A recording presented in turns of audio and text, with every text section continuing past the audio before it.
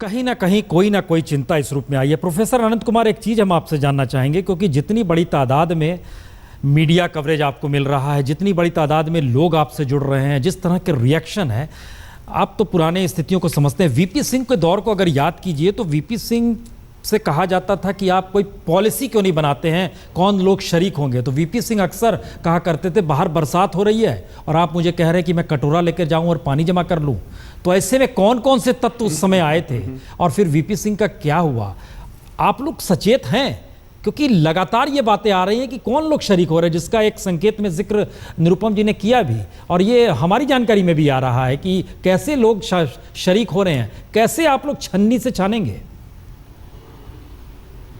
नहीं, इसमें तो सतर्कता के लिए आपकी मदद चाहिए।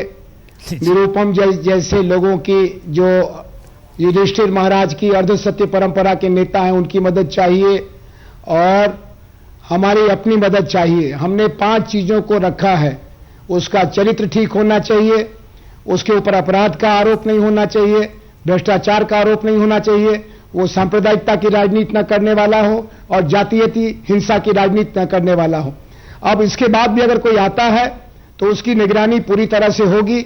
उस मौके पर जहां पार्टी का पदाधिकारी बनाते हैं या पार्टी का टिकट देते हैं, और अगर आखिरी दिन भी हमारी चूक हुई और आपने बताया जैसा हमने दिल्ली में किया, तो उसको तुरंत हम दूध की मक्खी की तरह से निकाल के फेंक देंगे, चाहे वो सीट हम न लड़े। ये हमारा अभ्यास रहा है दिल्ली में और यही हमारा अभ्यास उसमें रहेगा। लेकिन आप ये भी देखें कि लोग हाँ क्यों रहे हैं। ये जो नेतृत्व मंडल और कार्यकर्ता मंडल है, ये स्वाधीनोत्तर भारत के जो श्रेष्ठतम होने की शर्तें हैं उनको पूरी करने वाला है।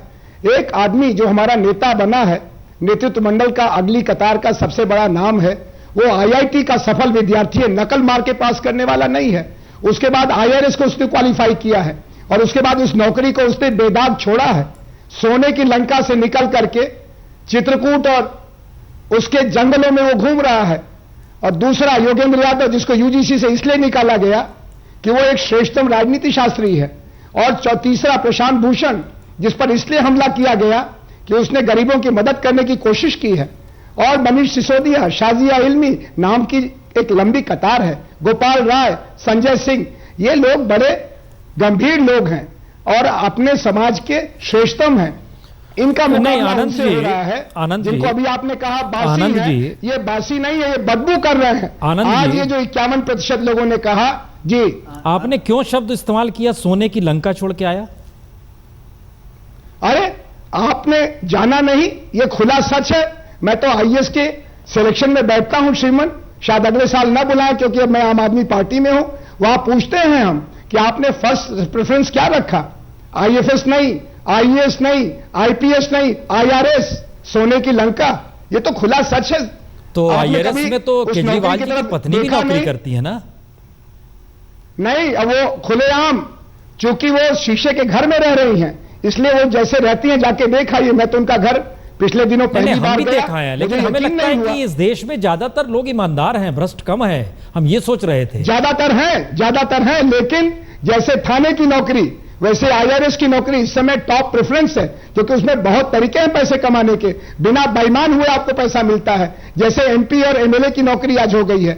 इनको घूस नहीं मांगनी है, कॉर्पोरेट इनके चरणों में, लक्ष्मी पुत्र इनके चरणों में लेट जाते हैं, क्योंकि इनकी जरा सा निगाह बदले।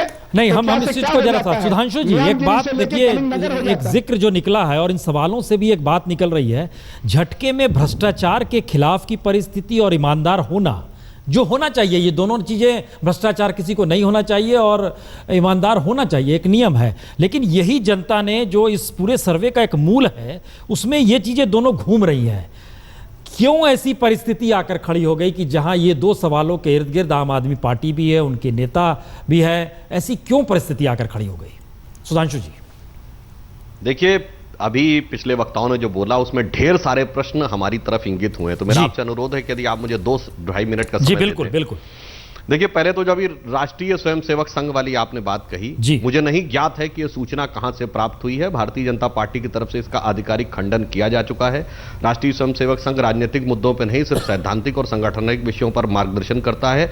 और आज के सत्र में किसी भी राजनीतिक विषय पर कोई चर्चा नहीं हुई, किसी भी राजनीतिक विषय पर चर्चा नहीं हुई, केवल सांगठनिक विषय पर चर्चा हुई। यह मैं भारतीय जनता पार्टी के प्रवक्ता और अध्यक्ष के राजनीतिक सचिव दोनों की कैपेसिटी में यह बात बोल रहा हूं।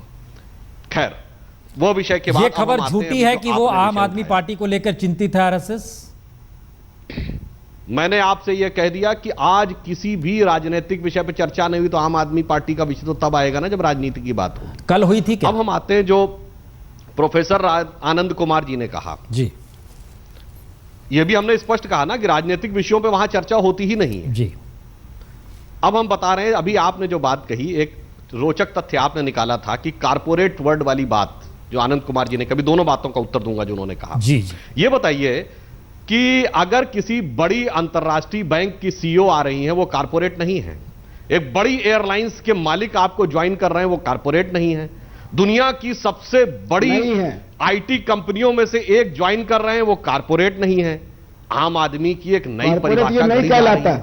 जैसे देश को भ्रष्टाचार से लड़ना है और सबसे बड़ी भ्रष्टाचारी पार्टी इनकी नजर में कांग्रेस है, और मैं इन्वर्टेड कॉमा में बोल रहा हूं, ये मेरे शब्द नहीं है, कि वो चोर और बेईमान है। तो चोरों और बेईमानों से हाथ मिलाकर राजनीति में ईमानदारी का नया सवेरा लाने की एक राजनीति हो रही है। चलिए कोई बात नहीं। दूसरा, उन्होंने यह कहा कि हम किसी ऐसे व्यक्ति का साथ नहीं लेंगे जो आपराधिक हो, सांप्रदायिक हो या भ्रष्ट आचरण का हो। तो मौलाना तौकीर रजा जो कि सांप्रदायिक दंगों में चार्ज हमारी पार्टी के मेंबर नहीं है, समर्थन मांगा अरविंद केजरीवाल जी ने। दूसरा, इनकी पुलिस एक्शन कमेटी में श्री विनायक सेन हैं, जो कि हाईकोर्ट के द्वारा सजा याफ्ता और सुप्रीम कोर्ट से बेल के ऊपर हैं, जिसको ये नक्सलाइट्स के साथ मिलकर एक सैद्धांतिक जामा पहनाएंगे, उनके साथ अत्याचार हुआ है। तो ऐसी बात जमायते इस्लामी और सिमी के लोग भी कहते हैं। इसलिए जो बात कही जा रही, जो भी आपने कहा ना कि वीपी सिंह का भी जमाना था, याद करिए वीपी सिंह के जमाने में कहा जा रहा था राजा नहीं फकीर है, देश की ये तकदीर है। इलाहाबाद की रैली में उन्होंने हाथ में एक पर्ची निकाल के कहा था, बस हमें सत्ता में आने दीजिए, हमारे पास ये स्विस बैंक के अकाउंट का नंबर है, हम सब कुछ ठीक कर देंगे। सत्ता में आए, एक साल के बाद क्या हुआ वो देखेंगे। तो आम आदमी पार्टी का जो वास्तविक चरित्र है ना, आप उनके जो साथ आपने नई राजनीति, भाई राजनीति में कोई स्थायी मित्र नहीं, शत्रु नहीं होता। हमें लगता है कि देखिए हम थोड़ा सा भटक गए। हम सुधांशु जी यहाँ रुक रहे हैं। एक चीज जानना चाहेंगे यशवंत जी आपसे, इस पूरे सर्वे के दौरान क्या ये वाकई मैसेज निकलता है कि जो परंपरागत राजनीति थी उसको बदलने का वक्त आ गया है क्या? देखिए, लोग बदलाव चाहते हैं, नो डाउट, इसमें कोई कहने की बात नहीं। राजनीति के तौर तरीके, राजनीति के तौर तरीकों में बदलाव चाहते हैं, और उस तौर तरीकों के बदलाव में अगर वो कांग्रेस से नाराज हैं, ये मैं मानता हूं कि सर्वे में जितने भी सर्वे हो रहे हैं उसमें एंटी कांग्रेस एक तरह से वेव दिखाई दे रही है। इसको मैं ये नहीं कह सकता कि उसमें आम आदमी पार्टी को जो भूमिका मिल रही है वो एंटी बीजेपी वेव से कहीं से मिल रही है, लेकिन हाँ उसमें बदलाव की गुंजाइश देख रहे हैं, और वो बदलाव जहां पे भी बीजेपी नहीं दे पाई वहां पे उन्होंने आम आदमी पार्टी को सपोर्ट किया। मसलन अगर जैसे हम दिल्ली की बात कर लें, अगर आम आदमी पार्टी को दिल्ली में बीजेपी ने लीडरशिप का वैक्यूम नहीं दिया होता तो आम आदमी पार्टी दिल्ली में इतना स्कोर नहीं करती। अब ये लीडरशिप का वैक्यूम अगर बीजेपी ने छोड़ा और डॉक्टर हर्षवर्धन को डिक्लेयर करने में इतना समय लगाया, तो ये दिक्कत तो बीजेपी की है ना। तीखी आपत्ति है। हम इस पे हम सर्वे मुझे यशवंत देशमुख जी की बात से आपत्ति है। दिल्ली में सीटें भी हमारी ज्यादा हैं, वोट भी हमारा ज्यादा। नहीं, मैं सही, आप ठीक कह रहे हैं सुधांशु जी। मैं केवल ये कह रहा हूं, मैं केवल ये निवेदन कर रहा हूं कि अगर डॉक्टर हर्षवर्धन को आपने 3 महीने पहले डिक्लेयर कर दिया, ये कहना कि कांग्रेस और भाजपा दोनों की दुर्गति हुई है, ये कहना गलत है। नहीं, मैंने ये नहीं कहा। मैंने, आपने मेरी बात पूरी ध्यान से और नहीं हम सुनी। कांग्रेस से नहीं, आम आदमी पार्टी से ज्यादा दिल्ली में वोट पाए। सुधांशु जी, मैंने ये नहीं कहा, उनके नेता से दुगना ज्यादा हमारे नेता का आ रहा है। सुधांशु जी, मैंने ये कतई नहीं कहा, आपने मेरी बात सुनी नहीं। दुर्गति भाजपा की। मैंने केवल ये कहा कि अगर आप डॉक्टर हर्षवर्धन को 3 महीने पहले भी डिक्लेयर कर देते तो आज दिल्ली में ये देखिए निश्चित सरकार होती। तो अगर संगठन तरीके से नेता देने में, वैक्यूम देने में, या एक अदद अच्छे साफ सुथरी कवि छवि के इंसान को आगे करने में आप देर करते हैं, हमें लगता है पार्टी कि की गलती है ना। कुछ और देख रही है इस दौर में जहां पर चीजें आके खड़ी, और ये सर्वे कुछ नई चीजों को इंगित कर रहा है। इसलिए सवाल हर्षवर्धन का है या जयराम रमेश ने जो कह दिया लोकपाल पहले आ जाता तो ऐसा ना होता। वो इंडिविजुअल्स उन एट्रीब्यूट्स को रिफ्लेक्ट करते हैं। लेकिन हम चर्चा हम यहाँ पर खत्म कर रहे हैं। बहुत बहुत शुक्रिया आपका।